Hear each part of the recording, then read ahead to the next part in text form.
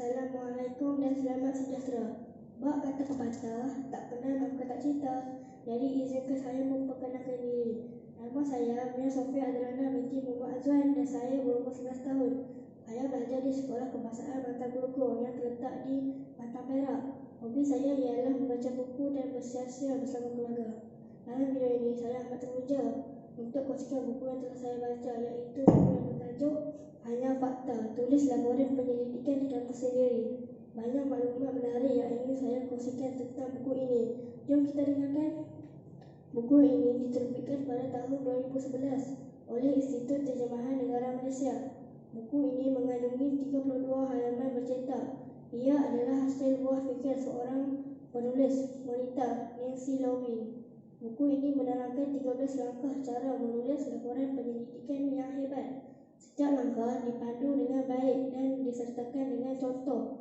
Beberapa tip bagi menghasilkan laporan yang hebat juga diberikan.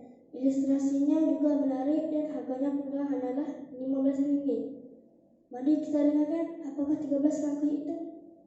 Pertama, setiap laporan penyelidikan bermula dengan pemilihan topik. Topik yang baik adalah topik yang paling kita minati. Kedua, mulakan mencari maklumat dari sumber yang baik seperti buku, majalah dan laman web yang diketahui umum. Seterusnya, penulis perlu memarah otak bagi membuat keputusan tentang maklumat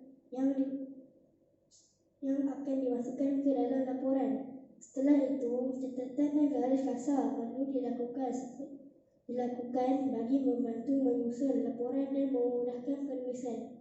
Kemudian, tibalah masa untuk menulis. Pendahuluan haruslah mempunyai dua peranan. Ia harus dapat menarik perhatian pembaca dan menyatakan perkara yang dilaporkan. Ketujuh, isi, iaitu bahagian utama dalam laporan penyelidikan.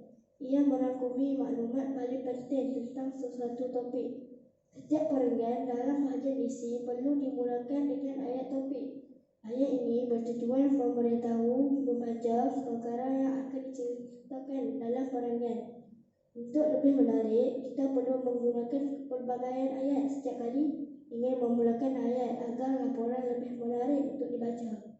Perenggan terakhir ialah kesimpulan. Perenggan ini meringkaskan keseluruhan laporan dan menghasilkan penutup. Seterusnya ialah semakan.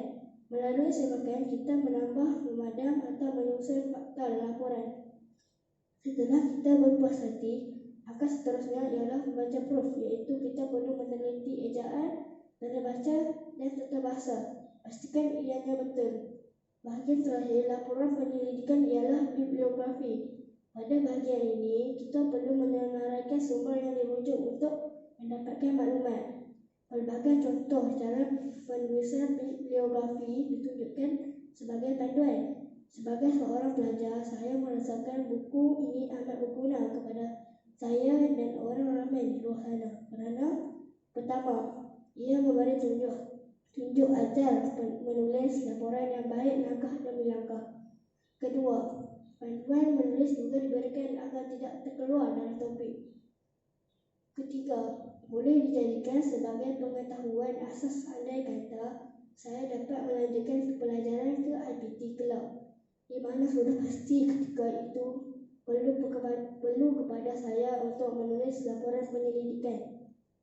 Keempat, ditunjukkan cara penulisan bibliografi, buku dan laman web.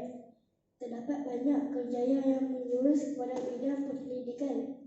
Diharapkan buku ini dijadikan sebagai asas latihan bagi pelajar sekolah seperti saya untuk menulis laporan penyelidikan. Kelak apabila diarahkan untuk menulis laporan, ia bukanlah sesuatu yang asing bagi saya. Sekian, terima kasih.